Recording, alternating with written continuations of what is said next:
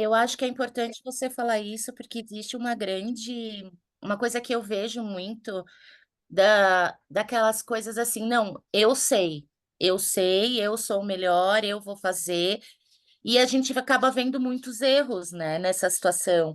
Inclusive, o gato do meu irmão lembra que eu te liguei, falei, Lu, o Sim, gatinho tá com todos aqueles sim. problemas, que eu falei. E eu notei que, por exemplo, por uma questão, às vezes, até de ego mesmo, do veterinário dele, ele não teve o tratamento adequado. Porque se ele começou apresentar os sintomas 2 anos antes. Talvez se 2 anos antes ele tivesse falado, não, vamos procurar um especialista em felino, vamos procurar um especialista em neuro, Sim. desculpa, talvez isso não tivesse acontecido. Então, eu acho que uma das coisas mais importantes que a gente deixa aqui hoje nesse vídeo da Luana, que é por isso que eu falo que eu admiro ela, foi a grande responsável por eu querer fazer veterinária e acreditar nisso, é justamente esse pensamento dela, sabe? Que eu acho que a gente tem que estudar sempre e ter consciência de que o outro pode saber de algo que você não sabe, né? Sempre Que vai eu saber.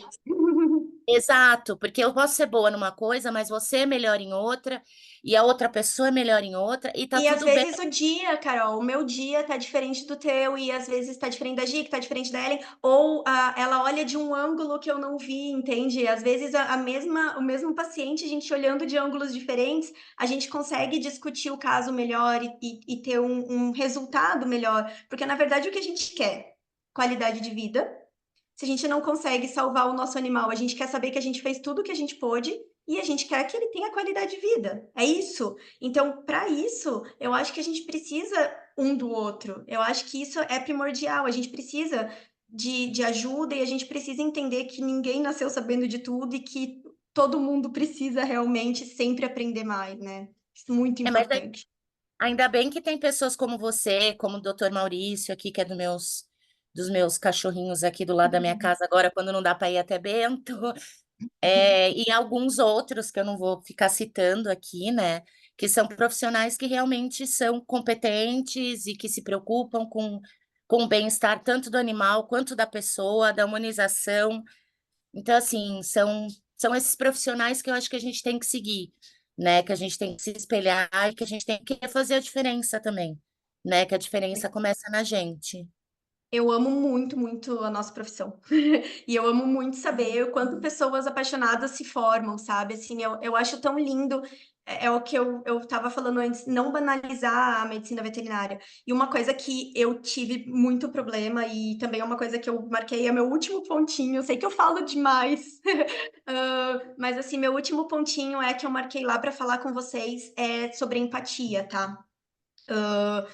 A gente tem que ser muito empático com os nossos clientes, porque eles estão passando por momentos que às vezes a gente não entende, e às vezes o paciente está morrendo e o paciente que salvou eles de daqui a pouco uma depressão, ou quando ele não pôde ter um filho, ele adotou esse paciente que substituiu a dor. Então a gente tem que ter uma empatia muito grande, a gente tem que entender que existe toda uma história por trás. Então, se o cliente achar importante colocar uma cruzinha dentro da baia de internação, porque para ele aquilo vai ajudar a salvar, tu tem que deixar.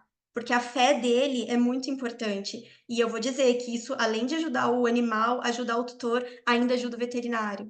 Porque nos ajuda, essa empatia nos ajuda muito a conseguir dar o nosso melhor e tentar salvar e tentar ir. Só que uma coisa que eu me perdi, tá? Me perdi muito na minha vida e eu vou dizer para vocês foi de ter empatia demais e acabar sofrendo muito, tá? Eu tive que tomar medicações, eu tive que me afastar por um tempo, eu tive vários problemas graves, porque quando eu comecei a ter muita empatia e ir muito a fundo, eu comecei a pegar o problema dos outros para mim, né? E eu comecei a levar para casa, e eu comecei a ter sonhos, e eu comecei a querer não dormir para pensar o que eu ia fazer. Então a gente tem que ter esse limite da nossa saúde emocional e do cuidado e da empatia com o paciente. A gente tem que cuidar, a gente tem que fazer tudo, mas a gente tem que entender o nosso limite. Nós temos que entender que nós temos um limite e que a gente não é responsável por tudo e que a gente muitas vezes não vai conseguir, sabe? A gente tem até aonde ir e daquilo ali a gente não pode passar. Infelizmente, às vezes tem até tutores grosseiros ou que acabam não confiando no trabalho e eu já acabei falando, olha, então procura uma outra opinião, porque eu quero que tu me olhe na rua se o teu neném morrer. Tu passe por mim na rua, tu me olha e fale, nossa, a Luana tentou tudo. E não me olhe e fale assim, eu podia ter levado em outro e podia ter salvo, entende? Esse tipo de coisa eu acho muito importante, porque se não tem confiança, é melhor que procure alguém que demonstre. Daqui a pouco até a gente falar, tem tutores que são diretos, tem tutores que são mais carinhosos. Eu falo pra caramba, tem tutor que nem gosta de ouvir muito. Então, eu tento ler o tutor quando ele entra no consultório e agir mais de acordo com aquele tutor. Isso é muito importante pra gente, que a gente consiga ler, né? Esse aqui não tem cara de que gosta de fazer muito exame e ele quer que eu seja direto. Ó, o exame tem que ser por isso, isso e isso, vai custar tanto. Se o senhor não fizer, ele vai morrer por isso, isso e isso. A gente tem que entender para saber como falar com cada um. E isso é muito complicado, porque a gente faz a veterinária porque a gente ama bicho, só que a gente tem que amar gente para fazer veterinária.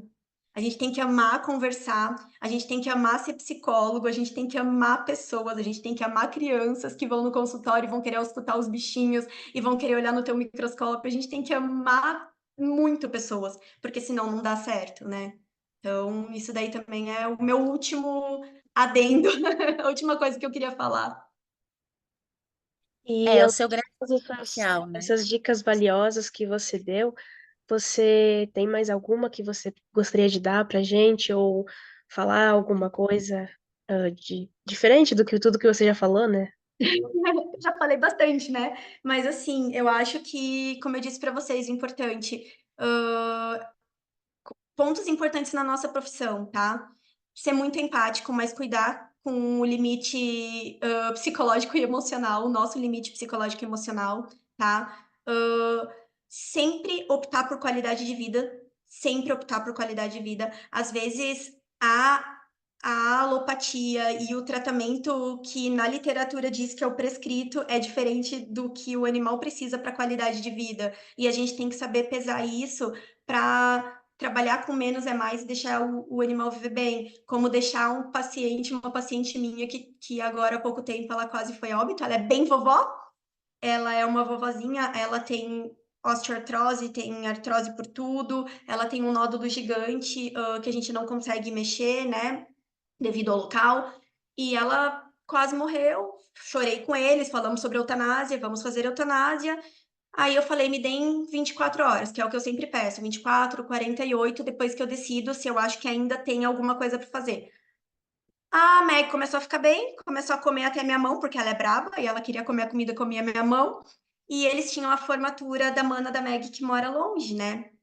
E eu e a gente, na verdade, é uma equipe, eu tenho a fisioterapeuta que trabalha, não na minha clínica, porque eu saí de lá, mas trabalha comigo, que eu converso muito, e eu falei pra ela, eu falei, tá, e aí? Ela falou, vamos deixar.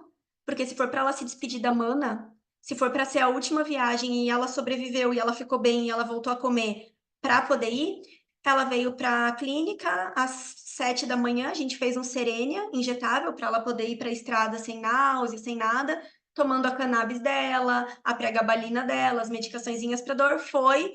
Primeiro vídeo, ela na rede, rosnando para todo mundo, brigando com todo mundo na grama e feliz na formatura da Mana.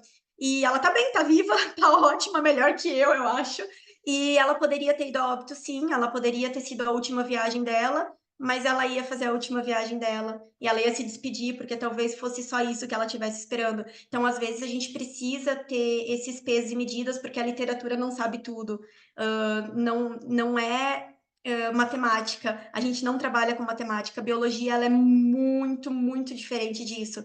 E o mais legal da biologia é que cada animal é um ser totalmente único. Posso estar atendendo 8 animais com parvo. Cada um vai reagir de uma maneira, cada um vai ter um limiar de dor diferente, cada um.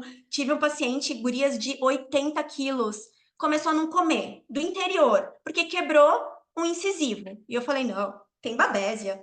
Isso aí vai ter Rangélia. Exame, exame, nada.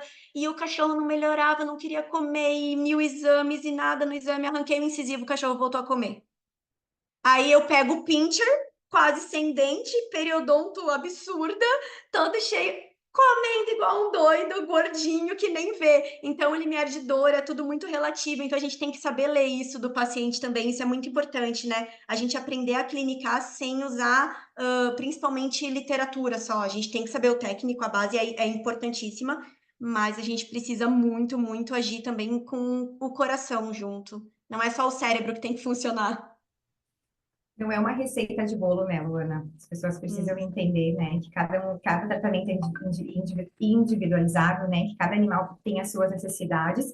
E como tu mesma comentou, em momentos, né, porque hoje pode ser que ele precise, amanhã ele tem uma melhora ou, né, uma remissão, e tu tem que mudar todo o protocolo. Então, cada dia é único, né, e crucial para o tratamento e para a evolução dele, né? Com certeza. Lu, Fico muito feliz. eu estou muito feliz de você ter aceitado fazer Bom.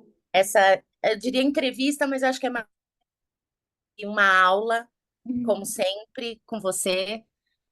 Muito obrigada por disponibilizar esse tempinho que você teve com a gente, tá? Pelo carinho, pela profissional e pelo exemplo de profissional e de ser humano que você é, tá? Muito obrigada. A gente vai acabar tendo que encerrar porque vai acabar o Zoom, o tempo do Sim. Zoom. Mas vamos combinar de repente, outras vezes marcar de se encontrar para conversar, para aprender com a doutora Luana, que ela é, para mim. Bom, eu não preciso falar, porque toda vez eu falo para ela que eu amo ela de paixão, que eu amo ela de paixão. E então é isso, tá? Muito obrigada, Obrigada. Lu. Obrigada pelo convite. Eu amei. Acho que eu me senti um pouco à vontade até. Tava achando que Ai, não foi ia ser assim. maravilhoso.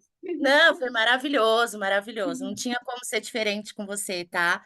Muito obrigada, meninas. Obrigada. Obrigada, Luana, foi um prazer. Obrigada a vocês por terem aceitado fazer o trabalho, então. Foi maravilhoso, tá, Lu? Muito obrigada. Obrigada. Obrigada e prazer conhecê-las também. São Vamos Igualmente. duas marcar uma meninas janta. maravilhosas. Vamos marcar uma janta em Bento. A gente combina. A Ellen é de Carlos Barbosa, aí do Olha aí, é lado. pertinho. Vamos Ótimo. marcar. Vamos marcar Vamos de tomar sim. um suco e comer uma salada. Beleza. Tchau, Beijo. meninas. Beijo. Tchau. Tchau. Beijo, tchau.